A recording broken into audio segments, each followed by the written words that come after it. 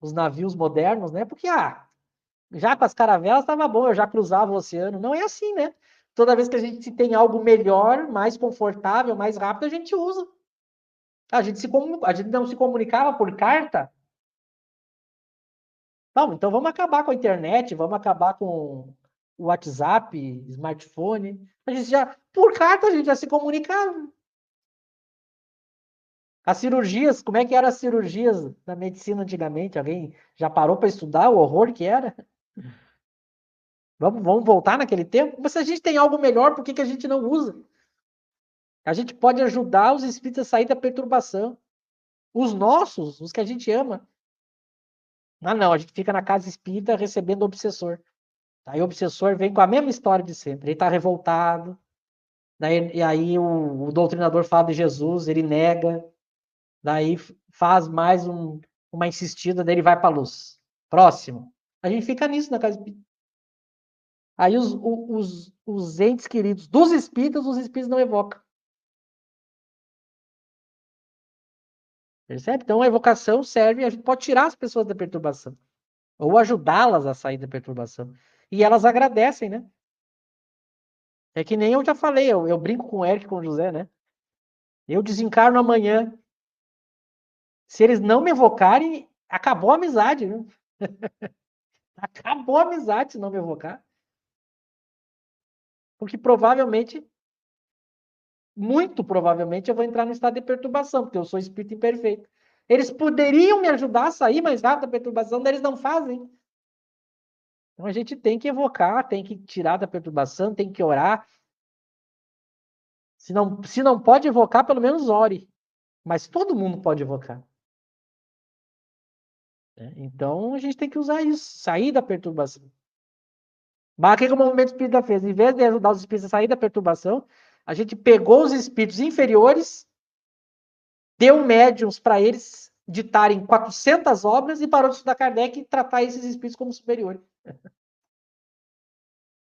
É o que a gente fez, né? A gente trocou. A gente trocou o avião pela bicicleta, né?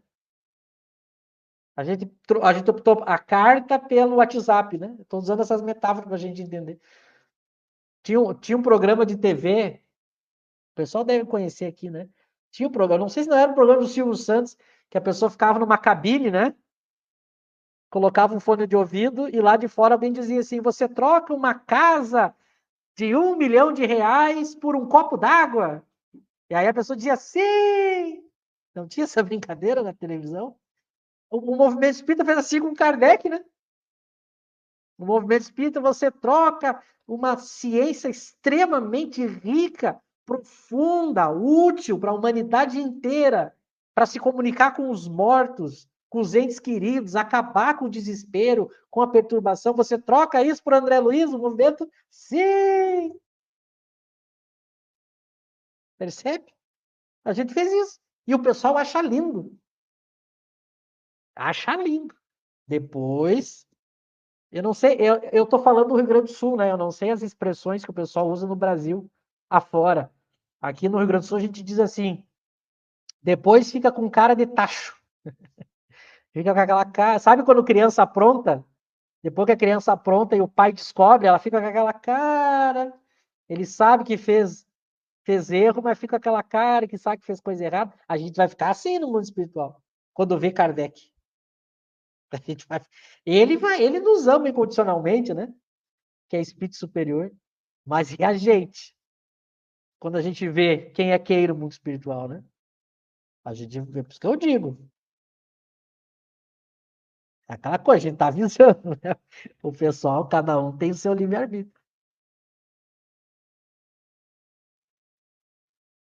Exatamente, né? A evocação é útil para tirar da perturbação e as pessoas não fazem, né? Como diz no Céu e Inferno, na segunda parte, né? No capítulo do passamento, a evocação ajuda a tirar, né? E as pessoas no movimento ficam com aquela ideia de que você só pode evocar depois de, sei lá, 5 anos depois. Então, e Kardec fala que evocar pode ajudar a tirar da perturbação nesse capítulo, né? Então, não, o pessoal comete esse erro, né? Enfim, tem mais 3 perguntas aqui. Eu não sei se dá tempo aí, né?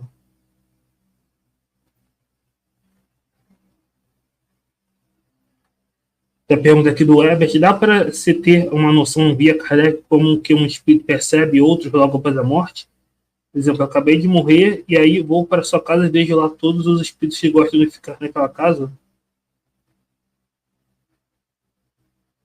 Tem uma, tem uma passagem na Revista Espírita que é muito curiosa.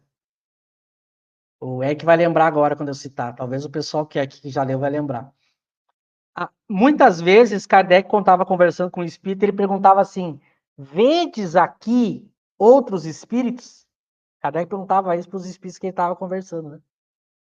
E os espíritos diziam: vejo fulano, vejo isso, vejo aquilo. Tem em algum momento, eu não lembro agora em que trecho da revista, mas que o espírito diz assim: vejo vários espíritos superiores em volta de Kardec, e o espírito diz assim: e acima de todos, o espírito da verdade. E sempre me chamou a atenção, uma vez até eu conversei com o Cosme sobre essa passagem. Essa observação que o Espírito diz, e acima de todos, o Espírito da verdade. O que será que esse Espírito quis dizer com acima de todos? Porque se a gente for levar o pé da letra, a gente imagina os Espíritos ali, e voando um pouquinho acima está Jesus, né? Espírito de verdade. Só que também foi um raciocínio que o Cosme fez. Não deve ser isso, né? Seria uma coisa estranha. Por que ele ia estar em destaque mais para cima? Mas nota que isso tem a ver um pouco com a pergunta que o Ebert fez. Então, o que a gente tem são esses relatos, né? Os espíritos dizendo que viram tal espírito, que viram outro, que encontraram os entes desencarnados. Isso está espalhado pela revista toda, né? Eu não sei o que tu diz por ter uma noção, né? Porque também, se a tua pergunta é essa noção que tu quer saber é algo mais profundo, o próprio Kardec já disse que a gente não sabe, né? A gente sabe que os espíritos se veem, se enxergam, e a gente sabe que não é através de um órgão, que é por todo ele. A gente sabe que eles tomam a forma para se reconhecer. Veja, a gente tem essas somas de informações, né? Agora, mais detalhes sobre isso, o próprio Kardec vai dizer que a gente não tem, né? É bem difícil quando a gente começa a tentar entender, mas fisicamente, quando a gente quer entender o processo de como é ver no mundo espiritual, como é que é, quando a gente tenta entrar nesses detalhes, a gente vai ver que o espiritismo não entra, justamente porque não tem como é que a gente explica esses detalhes com a nossa linguagem. Então, os espíritos não dão, né? Não dão nesse sentido mais profundo. Mas nesse sentido mais geral que eu coloquei aqui, que está espalhado na revista, tu vai perceber na revista eles falando, né? Justamente, né? Por isso que Kardec inclusive fala no Livro dos Espíritos que alguns espíritos falavam em Cidade das Flores, em sexta esfera, sétima esfera, o Kardec fala, eles usavam metáforas, analogias para a gente entender a percepção deles, né? Porque não dá para explicar, né?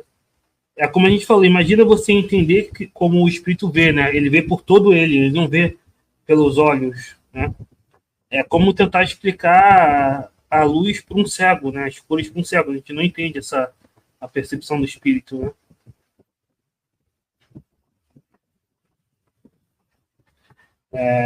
Então, é uma coisa que não dá para entender. Recentemente estava vendo um vídeo, né, de um cego tentando explicar que ele não via preto. O cego estava falando, não vejo nada. É como ver pelo cotovelo, né? A gente também não consegue entender como o cego percebe as coisas. Então, é mais ou menos isso. Não dá para você... o Cosme fala, né, que as sensações, as percepções não são equiparáveis, né? Você não pode explicar uma visão por um som, por exemplo. Um som, então, você não pode explicar isso, sétimo céu, enfim. Eles usavam analogias, eles usavam metáforas para falar. O erro do movimento espírita foi tomar o pé da letra, algumas expressões dos espíritos. Não perceber que ou era um estado de perturbação, ou era uma metáfora, ou era um espírito enganador.